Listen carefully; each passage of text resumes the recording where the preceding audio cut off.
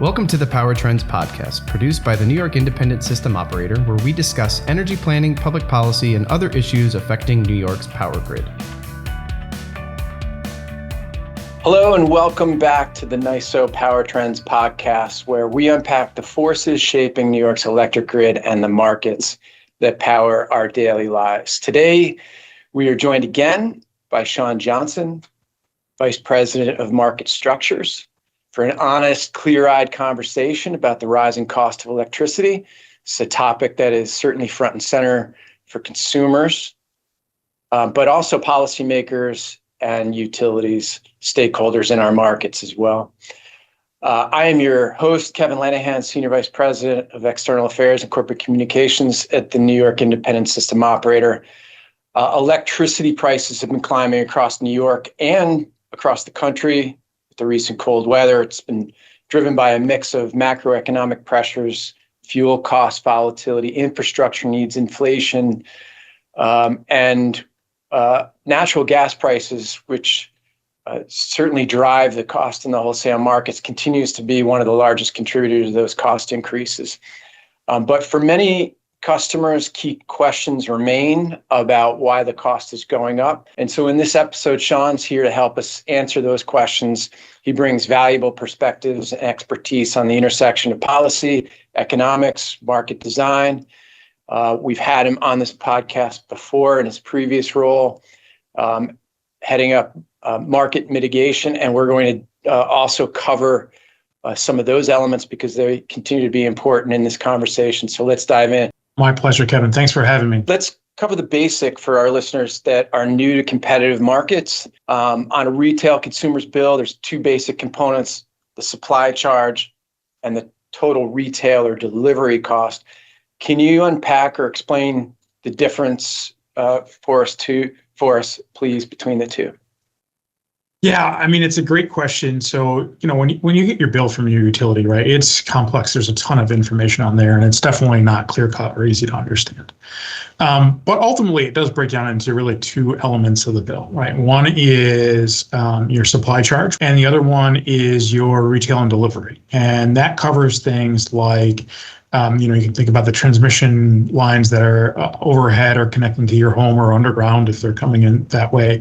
Also, the maintenance crews that are out, taking care of those lines. That's all covered in that retail and delivery. It also covers things like taxes, just like everything else. And then on the supply side is the cost of producing electricity. So when we turn our lights on, that electricity comes from somewhere, and they come from generators all throughout New York State. We have supply charge, or as you say, the cost for the actual electricity that consumers are using to power their lives, the economy. And then the retail side of the bill, which you explained, is what the utility is charging to run that part of the business, maintain their infrastructure, serve that customer directly. Plus, you said taxes, fees, these are government imposed charges consumer is paying on that bill. What is the breakdown or the makeup, generally, supply versus all of those other retail elements that you mentioned? The charge that comes from the NYISO markets is in that 35 to 45% range of your overall bill. So we're transitioning towards more electrification.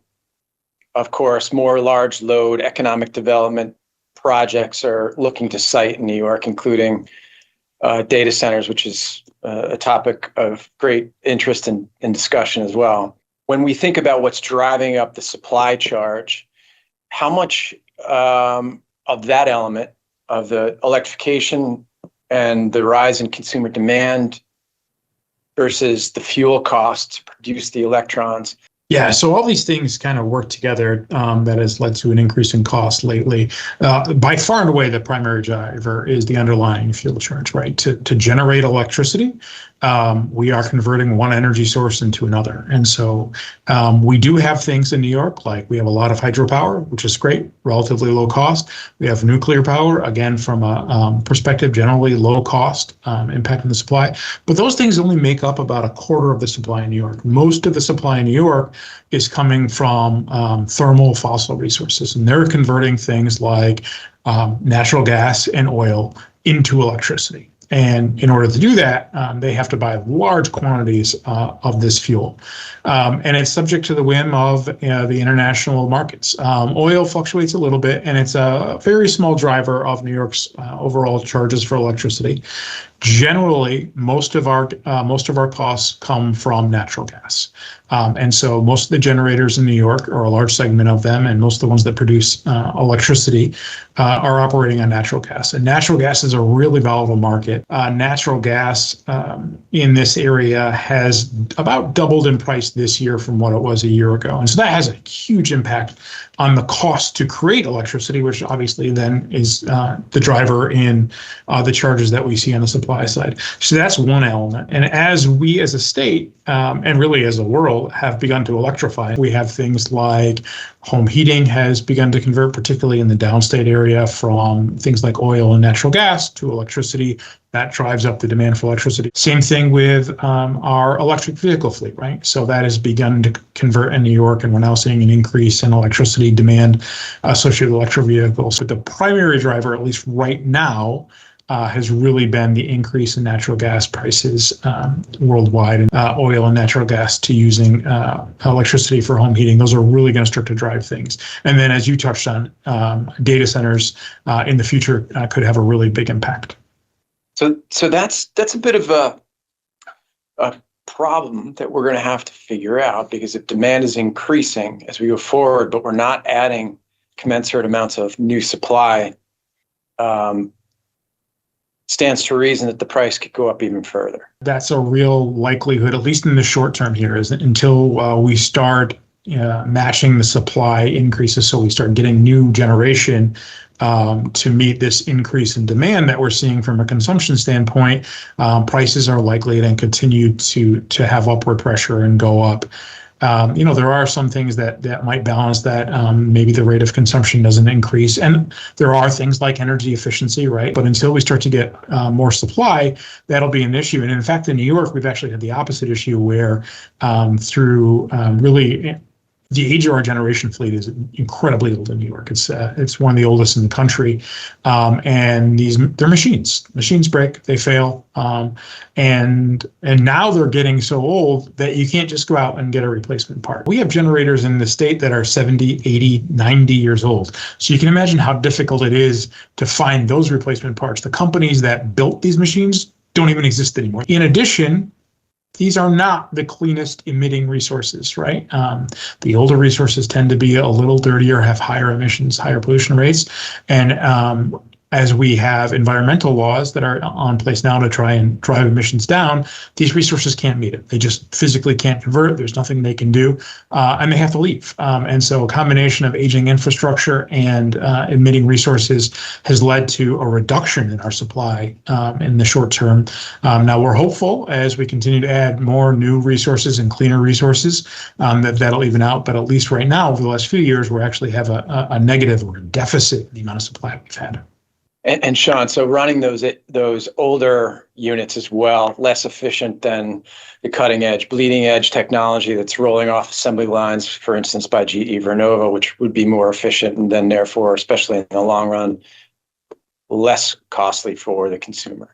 Yeah, that's right. It's not only emissions, but it's also just the efficiency that they can produce, right? So a brand new generator that rolls through at a place like GE is almost about double the efficiency that the older generation has. That same amount of natural gas going into a modern piece of technology is going to produce something far cheaper, and it lowers emissions rates as well. But until that fleet turnover happens, we're sort of in this landscape of higher costs. I want to touch on the contribution and element of renewables, and you mentioned that before. So renewables help bring down the overall cost because their fuel prices are zero. You mentioned that we have a healthy mix of different resources here, plenty of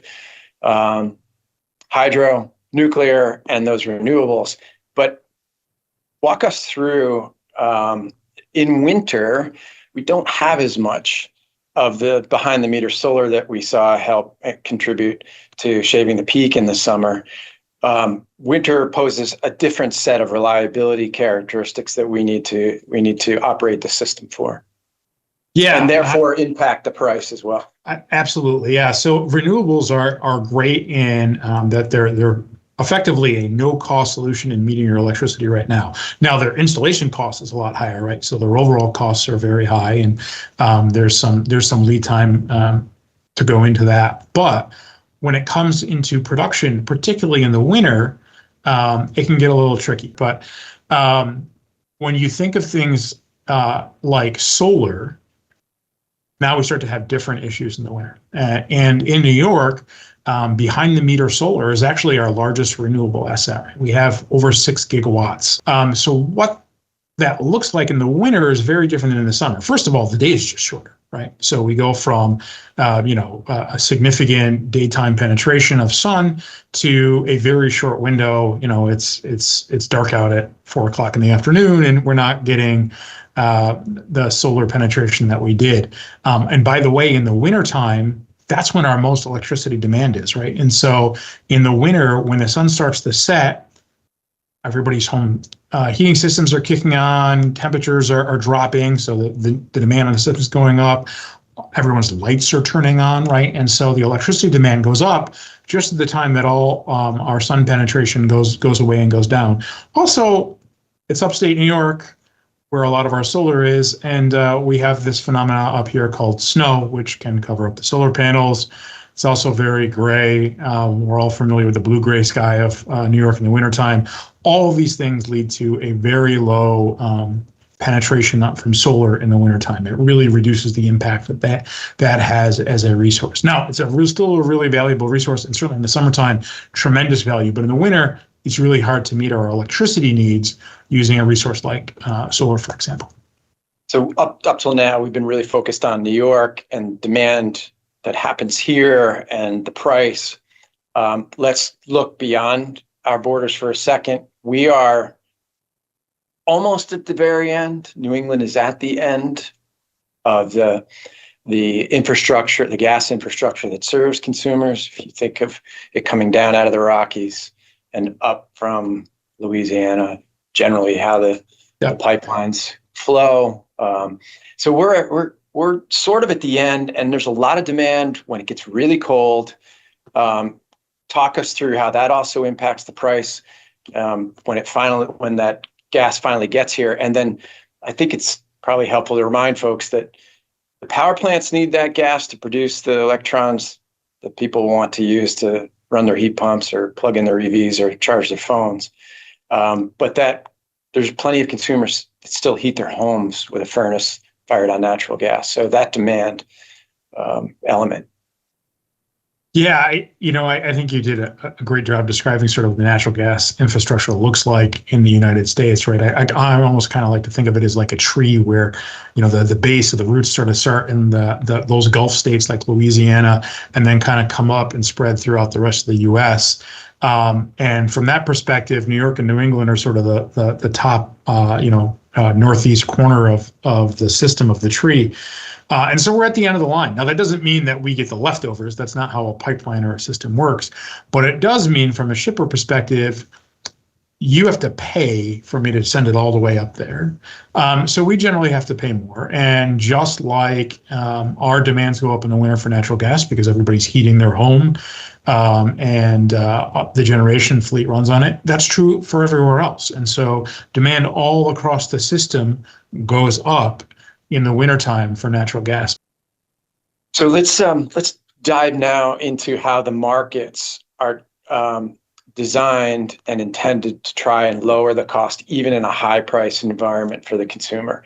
Nobody knows this better than you, between your old role in MMA and now what you're doing to run the market structures team.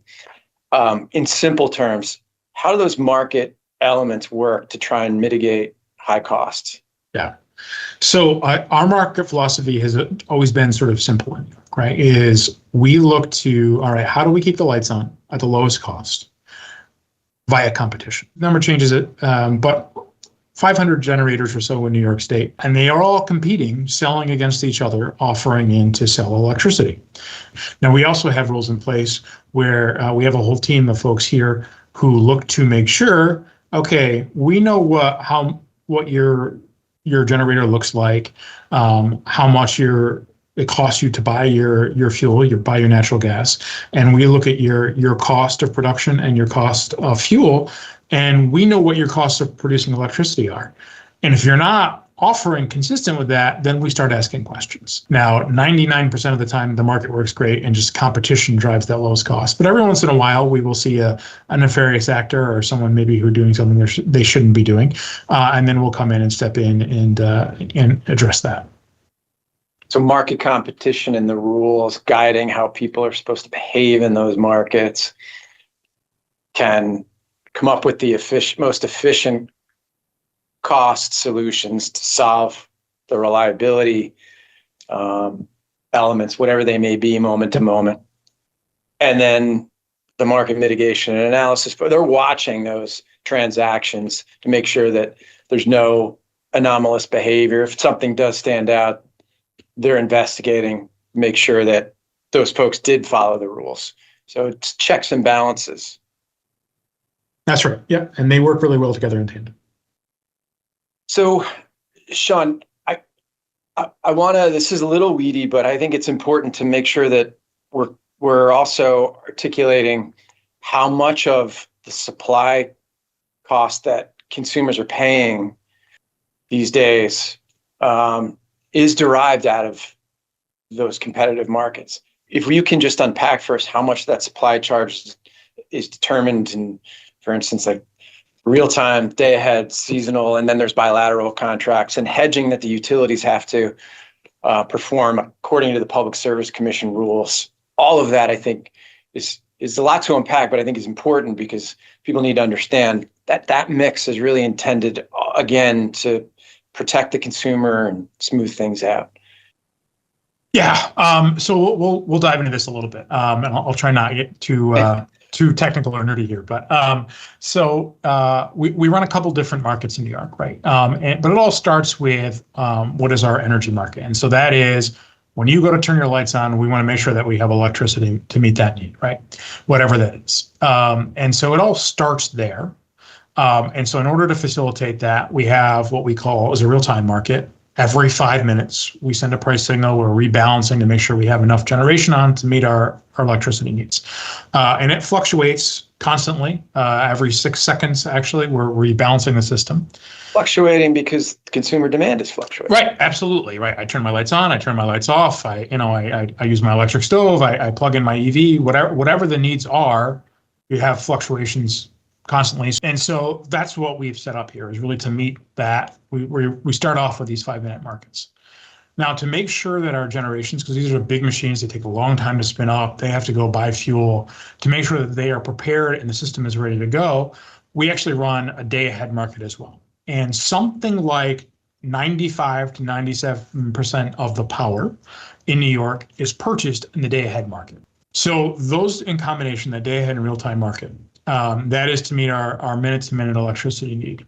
That accounts for about 3/4 of the electricity supply costs that come from the NYISO. The other thing that we do is that we need to make sure that we have enough generation around to meet all of our needs. And that's sort of a vague concept, but let's talk about what that means a little bit, right? So envision a beautiful spring day, you have the windows open, there's a gorgeous breeze. Maybe you're sitting at home watching your TV. That's it. You're not really using much in the way of consumption. Your air conditioning isn't going. Your furnace isn't going. You may not even have the lights on. So overall, our needs for the state are pretty low. There's still needs. There's still demand for electricity, but it's low. Contrast that. Let's pick that July heat wave day where it's the third or fourth day. It's 95 degrees. You live in New York City. The subway feels like an oven, right? It is gross out. Everybody's air conditioning is cranked to the max. On days like that, that's what we call our peak demand. Everything that we can run is on usually. We're at the cusp of meeting our electricity needs. There is really nothing else left to generate. We had one of those this past summer, right? It was really tight. There was just nothing else left. But that's a huge swing. I mean, it's double, or in some cases more than double that spring day for the amount of electricity we need. So we have this other market, it's called a capacity market, that gives a payment to resources to just be there and be ready for when we need them the most. Someone recently equated the capacity market with relief pitchers in the bullpen. You call them when you need them, even if it's only for one inning. That's a fantastic analogy. And our utilities hedge the pricing. And what that means they're not subject to those real-time prices for the most part. Roughly about 2/3 of a utility's purchases are hedged. And that means they're locked into longer-term contracts. And that can be 6 months, a year, multi-year. And what that means is they've got an arrangement or a contract with a generator or a supplier to say, okay, I'm going to pay you this, regardless of what the market price is. We've agreed that this is the price you're going to get paid over this period of time. It's great for the utilities and consumers, because ultimately they are not subject to the swings up and down that exist.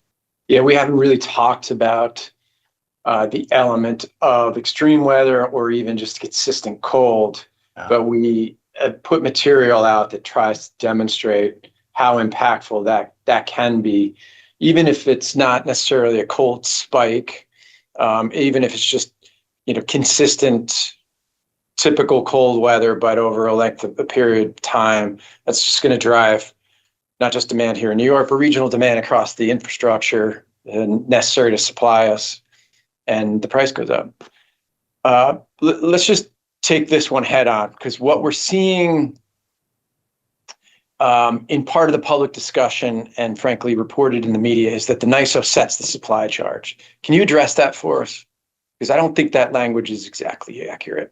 Yeah, I think it's good, and that's a great question, and I think deserves some clarification. And so what NYISO does is matches the amount of demand that we have. So consumption, whether it be you using your furnace at home or your air conditioning, or whether it be a data center, or whether it be a large industrial plant, producing a microchip. All of these add to the demand of our electricity. And again, every 5 minutes, we look to see what the demand is. And then we look at the amount of generation that we have, and we go up the supply and say, okay, we need this much generation. Now, what's the cost of this guy's production? How much does it cost him for this megawatt of generation to match this megawatt of demand? And that sets the clearing price, right? So all we're doing is matching those two together and then saying this is the cost of production at that time and point. So we're not really setting the price. So if the market outcomes and therefore the price are determined by, in a general sense, the laws of supply and demand, then it begs a discussion about what else is happening in the world and the country that factors in from a macro and a microeconomic perspective to what retail consumers are seeing when they open that envelope every month. These elements ultimately impact what people pay here, impact the market outcomes that the NYISO administers. What's eye-raising for you these days that you want consumers to know about? Yeah, I mean, I think we've talked a lot about natural gas already, right? And that is definitely a big driver. It is a worldwide market. So when you have disruptions in worldwide supply, whether that be the war in Ukraine and Russia, which certainly was an immediate shock, which hasn't gone away, by the way. Russia is still one of the main suppliers for Europe, and there's still a lot of contention there. Now they've made some agreements, but that still has pressure on. It has forced a lot of European countries to make sure that they're importing LNG. That's liquefied natural gas, by the way. It's how they transport natural gas worldwide. It has forced countries in Europe to make sure that they have enough of that in case Russia decides to cut off their natural gas supply. So there's a lot of dynamics that happen, and that is certainly a big part of it. the infrastructure in the U.S. is still being built out to get a lot of that natural gas that really is sourced in the Gulf region and sent north. There's still a lot of infrastructure from a pipeline perspective that is being built out. We just had an announcement of some new pipelines here in New York, which in the long run will certainly help and bring some more natural gas into the Northeast. So that's a big driver. The other one that we've talked about is electrification. In New York, we kind of know what that looks like. We're starting to see, we're seeing electrification from EVs and home heating, and industrial electrification is really the big driver in the U.S. right now. And so New York, that looks a lot like new jobs, right? So we're talking about, and this is starting to hit us. And so I want to be really clear, because this is a quick talking point I hear from people, and I see this on the internet all the time. Your costs in New York have gone up because of data centers. That's not really true, right? We've had a little bit of build out in data centers in New York. We have more projected in the horizon.